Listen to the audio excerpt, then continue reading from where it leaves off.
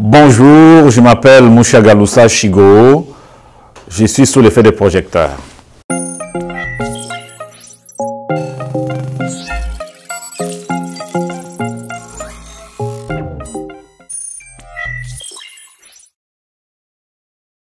Bon, c'est une question que qu'on me pose souvent. Souvent, je ne sais pas par où commencer pour répondre à cette question-là. Bon, je suis d'abord, disons le premier point de mon identité, c'est père de famille. Donc, j'ai 2 enfants, donc deux jeunes filles. Je suis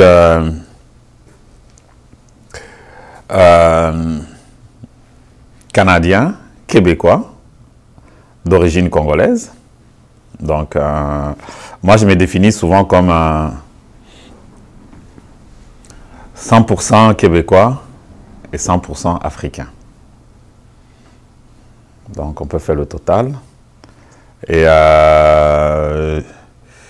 qu'est-ce que je peux dire d'autre sur moi? Bon, je travaille comme galériste à Espace Mushagalusa.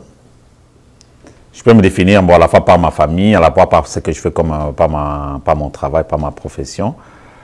Mais je peux me définir aussi par la personne que j'aimerais être, donc par le rêve que je porte.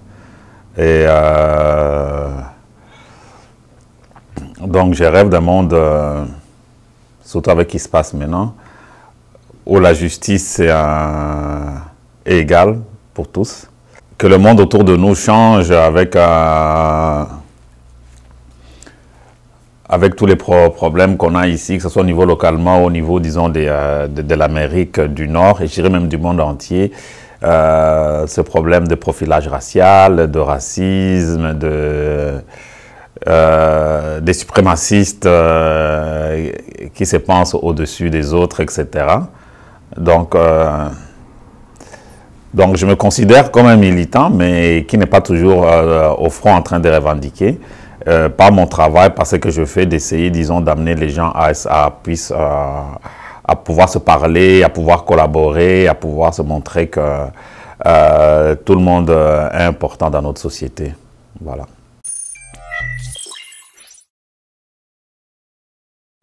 Mais moi, j'aime pas beaucoup la catégorisation des gens, parce que, d'après moi, tout le monde est un peu tout ça à la fois, mais à des degrés différents.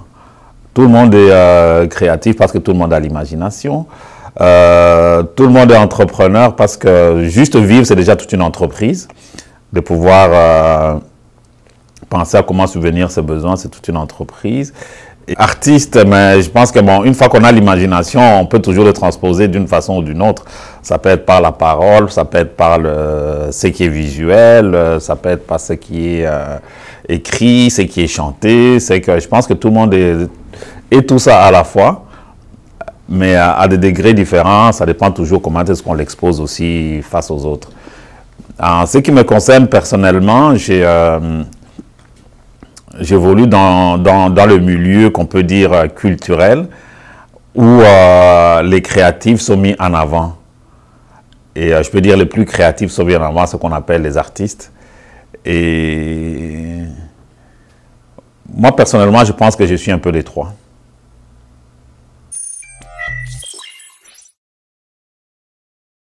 Ça, c'est la ville natale. C'est une ville qui est à l'extrême est de la RDC,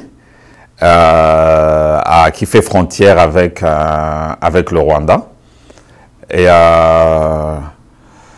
pour moi, c'est une ville d'heureuse mémoire. C'est une ville où j'ai passé une enfance, je peux vraiment l'affirmer sans hésitation, une enfance dorée. J'ai vraiment eu une enfance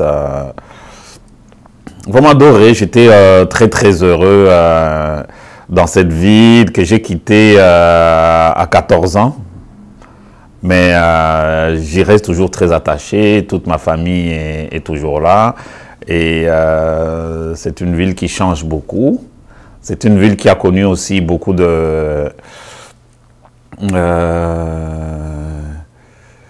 périodes, je dirais une longue période très très sombre, parce que les répercussions qui se passent dans nos deux pays voisins, donc le Rwanda et le Burundi, on est des peuples frères, ça je le dis toujours, on est des peuples frères, ce qui se passe chez eux a toujours un impact chez nous, et malheureusement, bon, toutes les tensions ethniques, politiques, je dirais économiques qu'il y a eu dans ces pays dans les années 90, s'est retourné contre le Congo et les villes frontalières comme Bukavu, Rwanda, et Goma ou Uvira, qui en souffrent encore jusqu'à aujourd'hui. Mais sinon, Bukavu, c'est vraiment des souvenirs d'enfance merveilleux. Mais je ne veux pas trop me cantonner dans le passé parce que le présent est beaucoup plus difficile aujourd'hui pour les gens qui vivent là-bas. C'est une ville qui était censée héberger 150 à 200 000 habitants, mais maintenant c'est plus d'1 million. Et tous les gens qui fuient l'insécurité qu'il y a dans les campagnes, etc. Donc c'est... Mais c'est quand même une ville aussi qui est plein d'espoir parce qu'il y a des gens très créatifs, des gens qui créent des choses merveilleuses tous les jours. Bon, c'est quand même, il y a quand même l'espoir. Je suis toujours un éternel optimiste.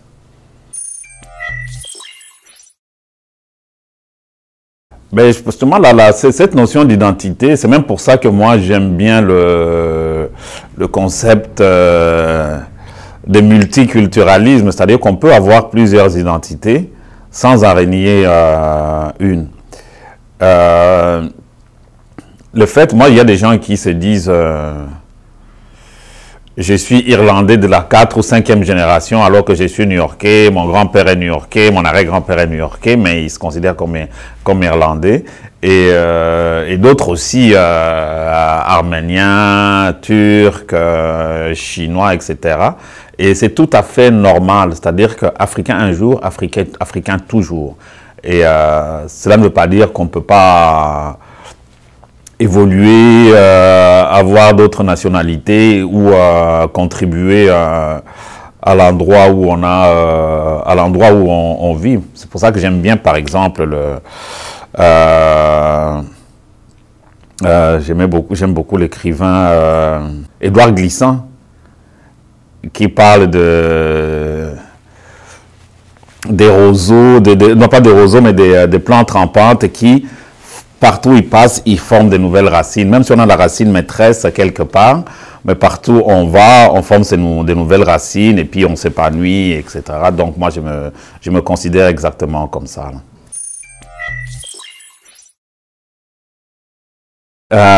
Sakina et Nikita, je pense qu'elles sont 100% canadiennes, mais comme quoi les gens se construisent, disons, après un certain âge, on construit son identité en fonction de comment est-ce qu'on se sent, etc. Je pense, il faudra leur poser la question, mais je pense qu'elles se considèrent 100% canadiennes, même si elles sont attachées par leurs parents à l'Afrique, aux cultures africaines, etc. Depuis leur naissance, elle voit, même si on n'a pas encore vécu en Afrique, mais elle voit l'Afrique, elle entend parler de l'Afrique du matin au soir, des livres, la musique, la cuisine, les visites de famille, etc. Donc l'attachement vers l'Afrique, c'est sûr et certain, est là. Mais il faudra vraiment leur poser la question. Moi, je pense qu'elles sont vraiment 100% québécoises et canadiennes, mais je pense qu'elles sont fières aussi d'être des descendants, donc des descendantes de l'Afrique par leurs parents.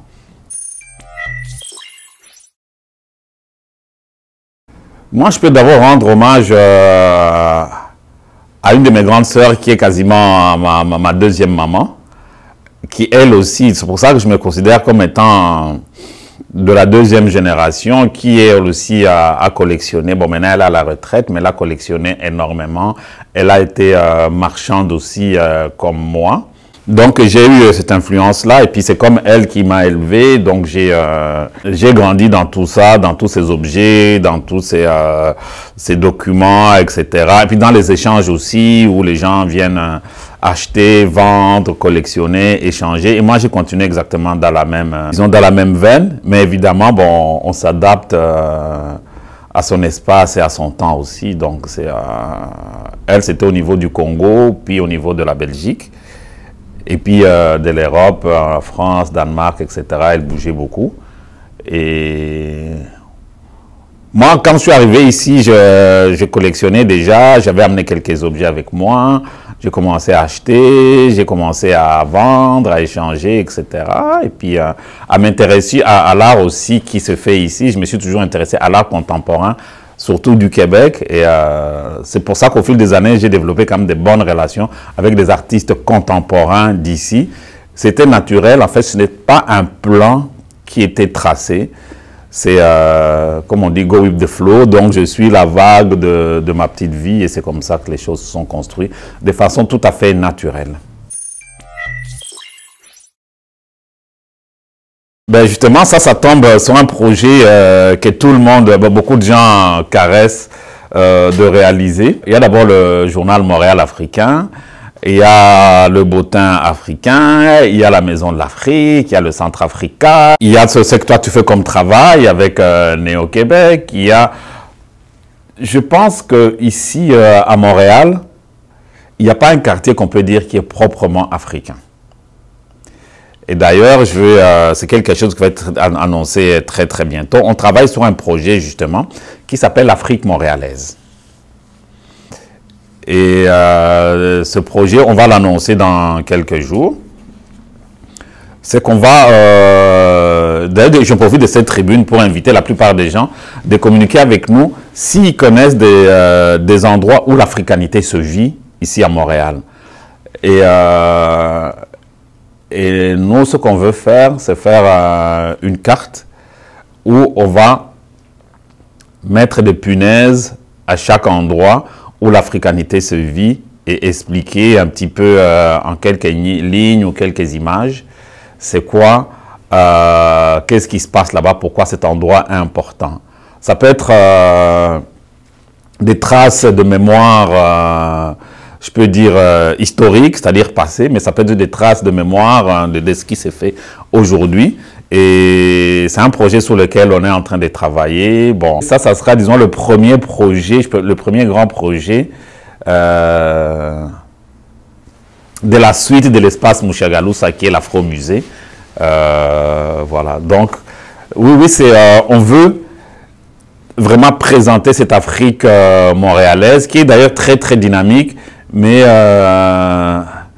nécessairement pas connu de tous. Donc nous, on veut juste, avec le concours de ce qui s'est fait déjà, on ne va pas réinventer la roue.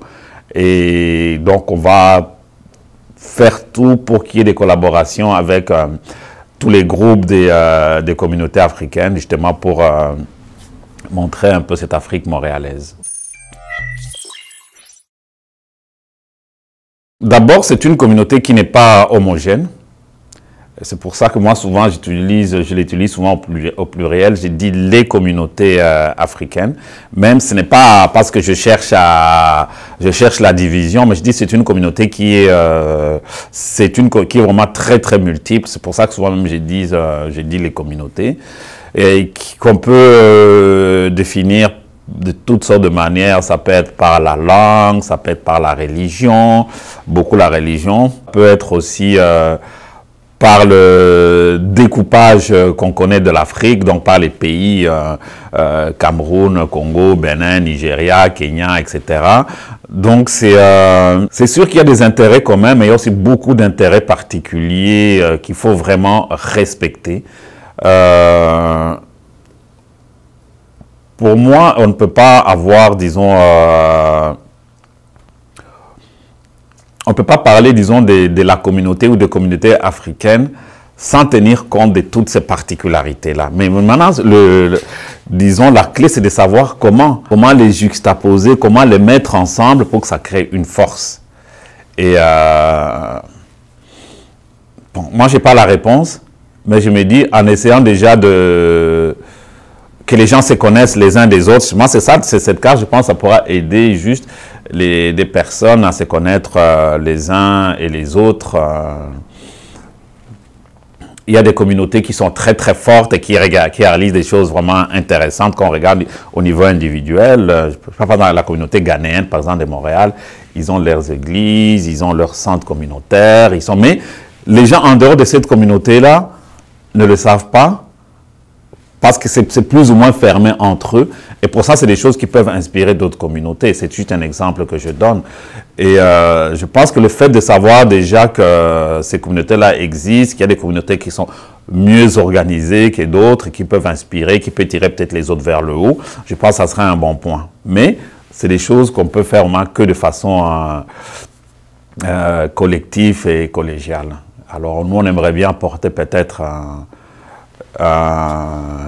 une petite plus-value à ce qui existe déjà. Parce qu'il y a vraiment des très très belles choses qui existent dans nos communautés, mais que souvent, qu'on ne connaît pas tout simplement, soit par la barrière de la langue, comme je disais, ou la barrière de... Je regarde dans ma propre communauté, la communauté congolaise, on a des organisations qui sont très très intéressantes, mais c'est souvent, bon, il y a les clivages politiques, etc., mais si on arrive déjà à réunir tous ces gens-là dans des plateformes où chacun sauvegarde quand même ses intérêts, mais en regardant ce qui peut faire grandir l'ensemble, je pense que ça serait déjà un bon pas.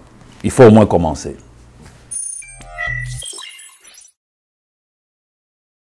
Mais ça serait trop prétentieux de me prétendre fédérateur. Je pense que le constat de voir que les communautés africaines évoluent en ordre dispersé, ce constat-là, il est général. Il ne faut pas être un génie pour le constater. Je l'ai constaté, il y a plein d'autres personnes qui l'ont constaté aussi. Mais moi, je n'ai pas la réponse à apporter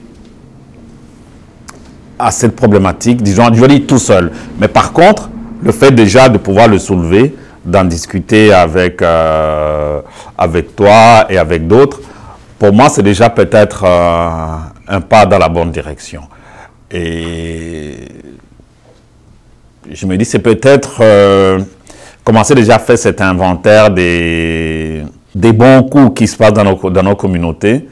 C'est déjà un premier pas vers la valorisation et peut-être aussi vers l'unité.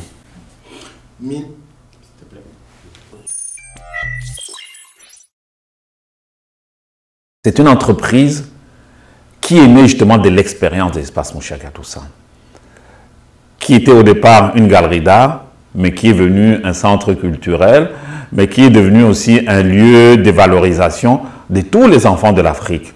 Et cette fois-ci, l'Afro-Musée, ça ne sera plus une entreprise individuelle qui appartient à Mouché Galoussa, mais c'est une entreprise d'économie sociale qui va appartenir à tout le monde. Donc, on est en train de passer d'une entreprise privée à une entreprise qu'on peut dire institutionnelle. Et donc, c'est une façon de dire merci à toutes ces personnes qui y croient. Et je l'espère que cette institution qui est en train de naître va vraiment continuer, va non seulement prendre sa place, mais aussi qu'elle va dépasser justement le stade d'individu. À quand remonte la dernière fois que tu as brisé le cœur de quelqu'un? Oh, ça c'est pas plus tard que ce matin. Parce que je me brise le cœur à moi-même souvent. Parce que j'ai souvent des choix déchirants. Et, et des fois, quand on choisit un, souvent, on est obligé de ne pas choisir l'autre. Donc, c'est souvent... oh oui. Mais je suis quelqu'un, en fait, de très sensible. Donc, quand j'ai fait des choix, même sur des choix qui soient assumés, je me sens toujours le cœur brisé. Parce que je me dis, mais j'aurais dû faire aussi satisfaire telle personne, mais ce n'est pas toujours évident.